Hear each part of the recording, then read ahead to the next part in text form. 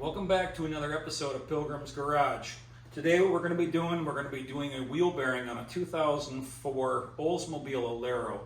You don't need any special tools, you don't need a hoist, you don't need to have anything that's specialized other than one of the sockets that I'll explain, and maybe some kind of an impact driver or a good breaker bar. Very simple to do. You can do this in your driveway, you can do this in your apartment complex, you can do this in your garage, you can do this anywhere that you want. It's a very simple thing.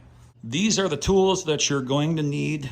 Nothing is specialized in there. Everything's relatively simple, except for this one right here and this one right here. This is a bearing shocker. That's a 35 millimeter socket.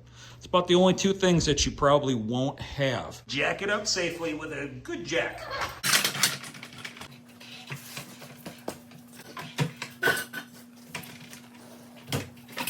Next thing we're going to do is just pull the tire off.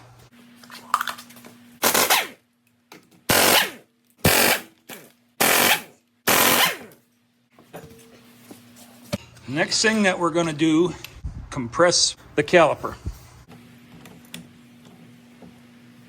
It's a good tip to go ahead and pull your master cylinder cap off, which I've already done. I just didn't film it.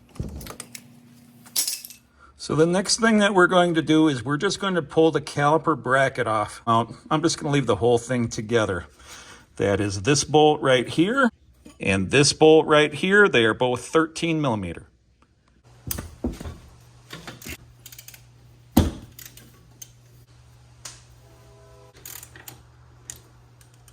One thing I would recommend is having a small piece of wire. You can use a hanger, you can use anything. What we want to do is we want to suspend the caliper bracket, maybe from the bottom spring here, because we do not want to blister the brake line. It doesn't really work very well if you let this hang. You're going to damage the brake line. Then remove your brake rotor. This is your wheel bearing right here. Now this next part could be a little tricky for some of you that do not have an impact or some kind of a quick driver. You want to pull this nut off right here. This is a 35 six-sided socket. I got this at O'Reilly's. This is about $21. They also rent them. They'll charge you, I think, $21 for it. You bring it back after it's done and they'll give you your money back.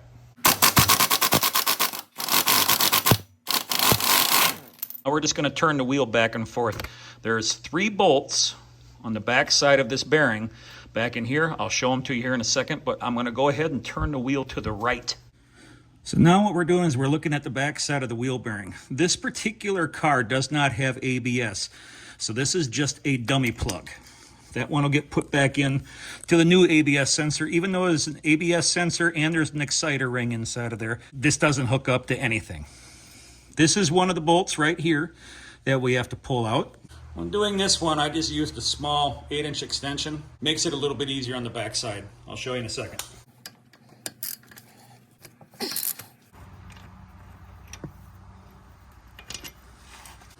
Next thing I'm going to do is turn the wheel all the way to the left. And now we have 2 bolts. We have the bolt on the bottom and one up on the top. The one up on the top can be a little tricky to get to, but with an extension, it's pretty simple to get out.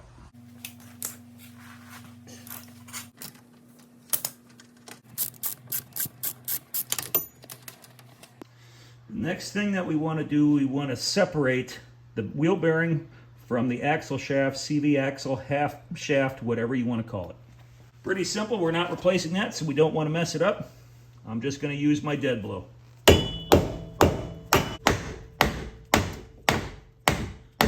Yep, and she's separated. So this next tool is called a bearing shocker. It is designed for hub assemblies. It's relatively heavy. Relatively inexpensive. I think I paid $70 for this one here. But you can use a hammer on the back side of here because you're going to be replacing this. You just don't want to hit your knuckle or any of your other electronic devices like your ABS if you have it, or your tie rod. All you do is you bolt it on like I just did. I'm going to hand tighten it right to the wheel studs. As long as it's straight up and down, it's good. Pretty simple yet crude device. It's going to take, I've got a 3-pound maul here, and you just take and you hit this. This should separate it.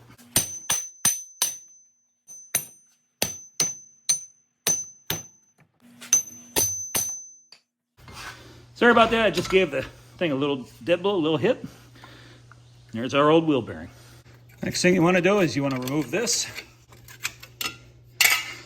These are original wheel bearings, and this vehicle has just under 150,000 miles on it. You can see the ABS sensor is still here, yet the wheel bearing is out. What happened to the other side and this one is this piece did not come with the wheel bearing. Not a big deal. We'll be able to tap that out with a screwdriver and a hammer and then be able to pull this all out. And as we can see, your CV joint's nice and loose here, so nothing's going to happen. So I'm just going to turn the wheel back straight, and we will go ahead and we'll get that tapped out. You can actually see the edge here of the original wheel bearing, the piece that stayed in there. So just got to tap that up. Take a screwdriver, either side. Be careful, don't hit your spindle, that is aluminum. And then we're just going to tap that out, pull it back through. Piece of cake.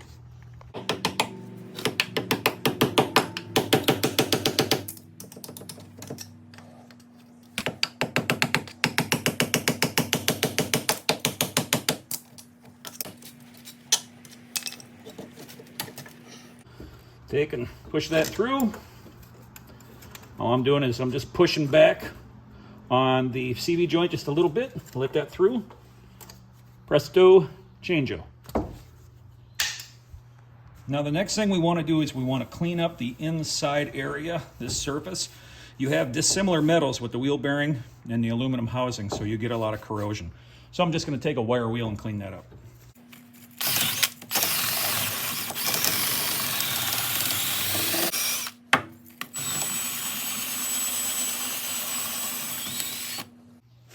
Next thing I'm going to do is I'm just going to clean this surface up so it's got a nice mating surface.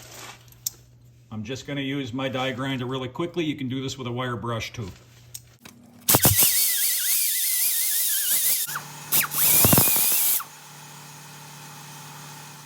So this is our old wheel bearing. As we can see, it's pretty rusty in there. It shouldn't be like that. The bearing still feels okay, but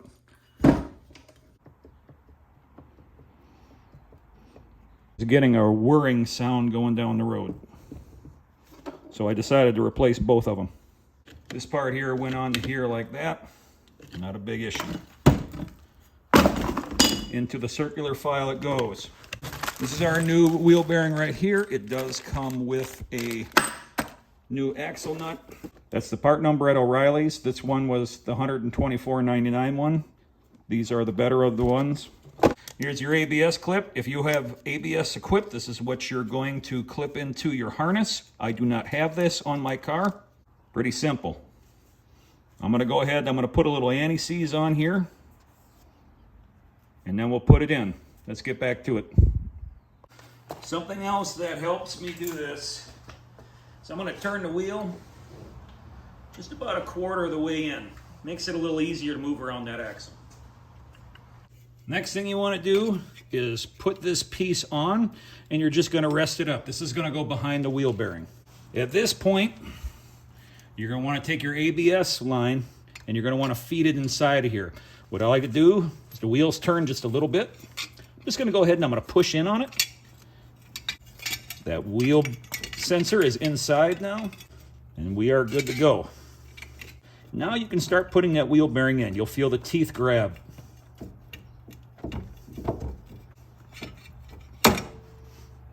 I just had to put the car in neutral because I realized I'm one off, and I'm in park, so that didn't work so hot. So this way here I can turn and line everything up. Now we can take our bolts. We're going to reuse these bolts, and you can just go ahead and start any one of them that you want.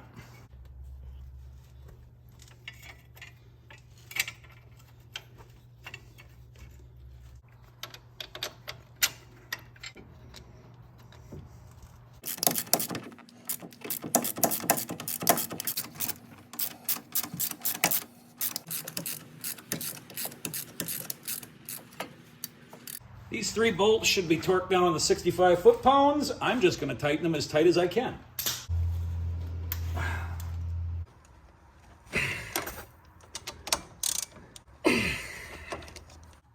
Here is where you would take your ABS line and hook it up to wherever. Once again, this car does not have ABS. Mine just gets a dummy plug. At this point here, you can now put the nut back onto the axle. Your wheel bearing should come with a new one. If it does not, you can reuse your old one, but it's not recommended.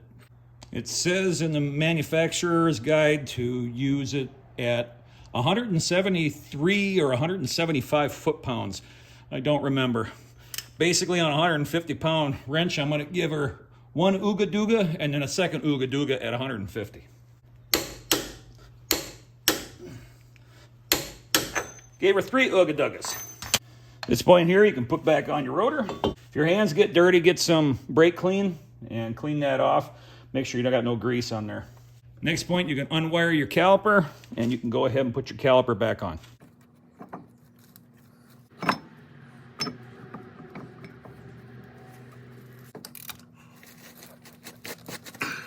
This point here, we can put back on the tire, make sure all the tools are out, double check everything, make sure things are good.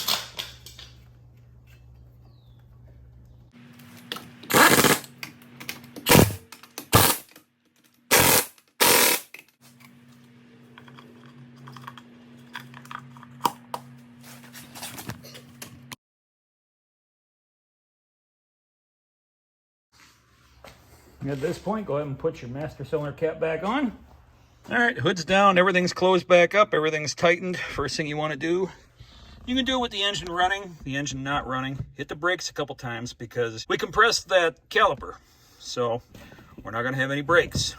I do it a couple times until she gets kind of firm, and I'll go ahead and start it up. No more noise.